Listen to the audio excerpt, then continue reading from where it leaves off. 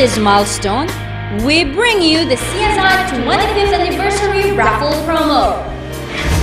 With 25 netbook, 25 iPad 2, 25 Samsung 32 inches LCD TV at stake, and 5 Toyota Vios for the grand prize.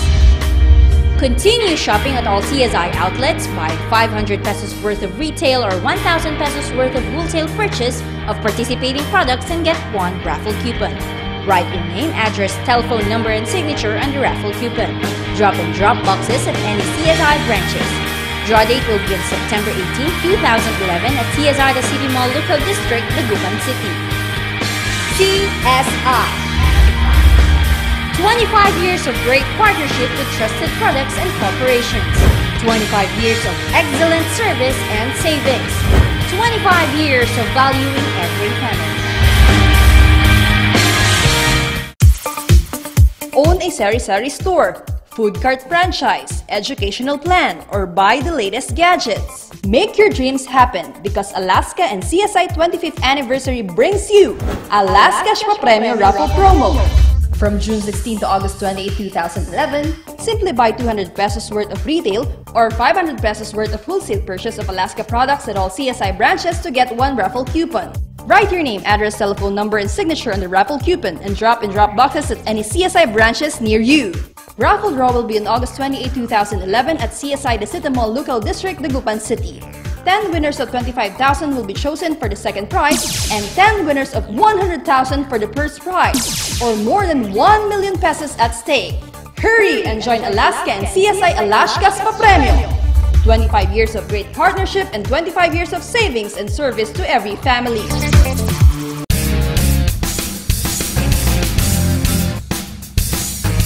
Ating papasukin ngayong araw sa The Session Hall. Presidente ng Lyceum Northwestern University humihingi ng sertifikasyon sa SP na nagkaroon nga ng public hearing at naimbitahan ng mga private schools bago ipasa ang Revenue Code ng lungsod taong 2005. Vice Mayor Fernandez agad na iniatas na tugunan ang hiling ng Pangulo nito. Vice Mayor Belen Fernandez dumalo sa kauna-unahang school activity ng Tabang Elementary School matapos mabuksan ang paaralan nitong Hunyo. Culmination program ng Nutrition Month sa DepEd Division Office dinaluhan ni Vice Mayor Belen Fernandez. DepEd family nagpaabot ng pasasalamat sa Vice Alcalde. At iba pang resolusyong natugunan ng Sangguniang Panlunsod sa nagdaang linggo, ating tunghayan. Lahat ng yan tutukan dahil your attendance is a must sa The Session Hall.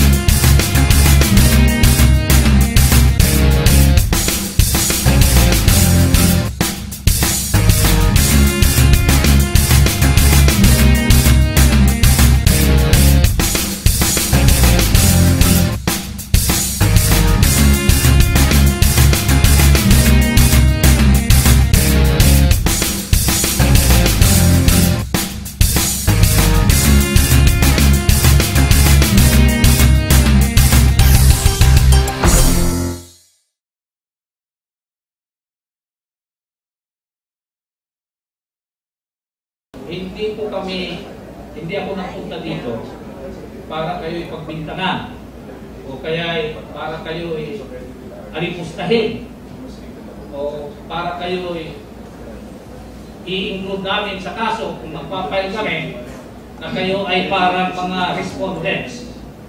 Nagpunta po ako dito para iklaro na maski respondents kayo, necessary party lang kayo. Because there are certain questions that you have to answer or respond to. Ito ang mariing pahayag ni Attorney Gonzalo Duque, presidente ng Lyceum Northwestern University sa kanyang pagbisita sa Sangguniang Panlunsod noong ika-25 ng Hulyo sa regular session ng Konseho.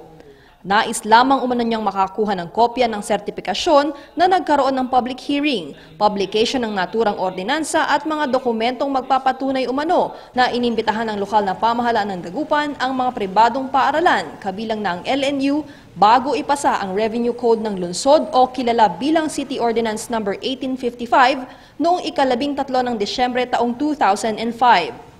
Nakatanggap kasi umano ang LNU ng liham mula sa City Treasurer's Office na hinihiling na mabuksan ang libro ng kinita at gastusin ng paaralan.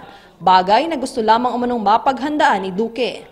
I received a letter from the Treasurer's Office, I think, asking me to, detail certain transactions that we have had. An example of this is, of course, they wanted me to produce my gross receipts, my financial statements of Lyceum Northwestern University, and other documents. Maybe to examine whether I am a tax cheat or not, as alleged by our mayor before. Ang naipasang Revenue Code sa Section 309 nito kasi umano ang isa sa basehan ng lokal na gobyerno upang ipatupad ang paniningil ng buwis sa mga pribadong paaralan, universidad at kolehiyo sa Dagupan, na siya namang inilalaban ng mga private schools dahil umano sa mahabang panahon na sila exempted na sa pagbabayad nito. In order not to offend the members of the Sangguniang, there might be cases filed in the future where your names are mentioned as correspondents. This is not intended to insult you, to harass you, to make you a party to... We are just making a party to the case because it is a necessary matter.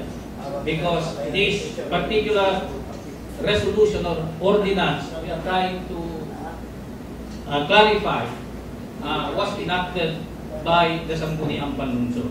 It is merely incidental if you are included. Kaya naman agad na tumugon si Vice Mayor Belen Fernandez at inalam ang ilang detalye sa SB Secretariat upang malinawan ang isyong idinudulog ni Duque. Was there an invitation sent to the education sectors during the public hearing of the tax ordinance? Your Honor, according to our records, there was no invitation sent to the schools, colleges, or universities in the City of Dagupan pertaining to the proposed revenue code of the City of Dagupan. With regards to the request of Attorney Gonzalo Duque on the certificate of publications and a certified true copy of the city ordinance, did you give a copy already of the true copy of the city ordinance? Yes, Your Honor, as cited by the good Attorney Gonzalo Duque, that I have already furnished him with the photocopies of the revenue code of the City of Dagupan.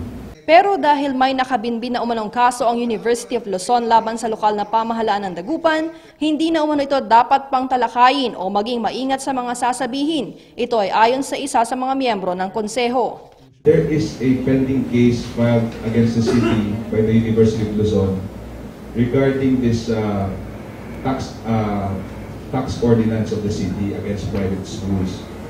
So I would like to advise the body and of course my fellow colleagues here that perhaps we should tread carefully, because as it is, as of right now, since the case is already with the RTC, I believe, and I think the answer has been filed by the city, we may be in violation of the separation of powers if, and even sub judice, but sub judice only pertains to the freedom of expression versus sub judice. We cannot comment for that matter.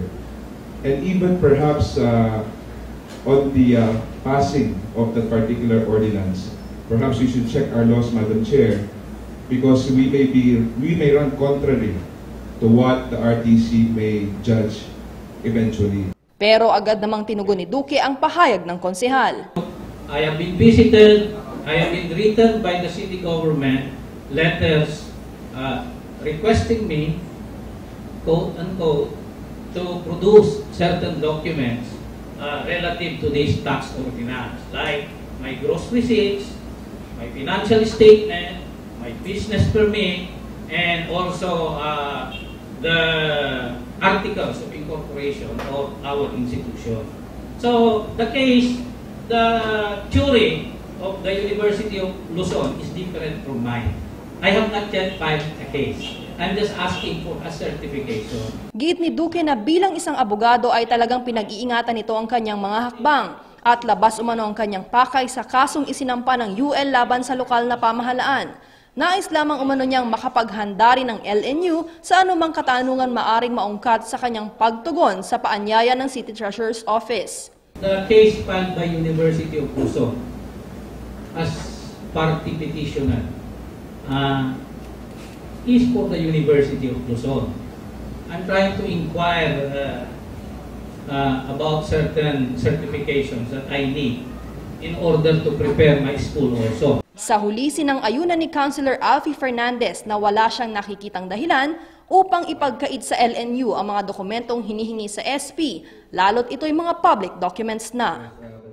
The chair would like to ask Councilor Alfie Fernandez as the chair of the Laws and Ordinance if it's just okay if we provide the certificate of publication, certified true copy of the ordinance, and at the same time the copies of the invitation and the minutes to Attorney Gonzalo Duque. Madam Chairman, I think I see no reason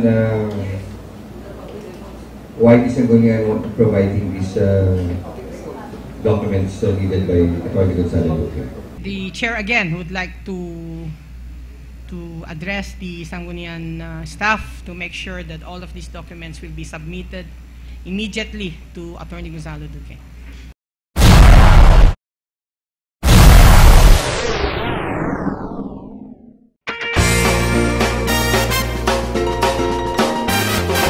Handog ng Procter & Gamble at CSI sa ika-25 taong anibersaryo ang Union Washing Machine Raffle Promo.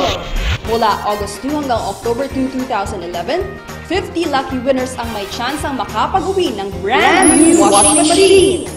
Bumili lamang ng 100 worth of retail at 500 worth of wholesale sa 5 produkto ng Tide Bar at Powder, Ariel Powder at Downy Fabric Conditioner at magkamit ng isang raffle coupon. Isulat ang pangalan, address at telephone number at lagdaan at ihulog sa mga drop boxes sa alinmang CSI branch. Abangan, baka isa ka na sa 50 winners na mabubunot sa raffle draw sa October 2, 2011 sa CSI The City Mall, Lucao District, Dagupan City. Sali na at guminhawa dahil narito na ang iyong mabisang partner sa labada.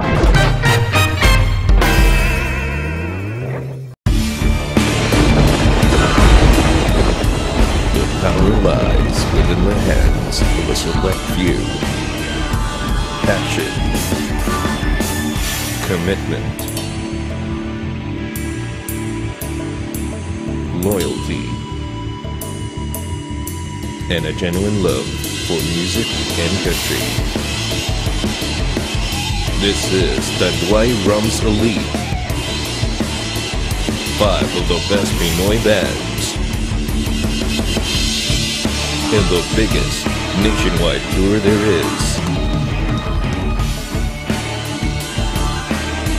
Tanduay Rum First 5. Get ready to experience the power of 5 and the League of One. Tanduay Rum First 5. The legacy continues.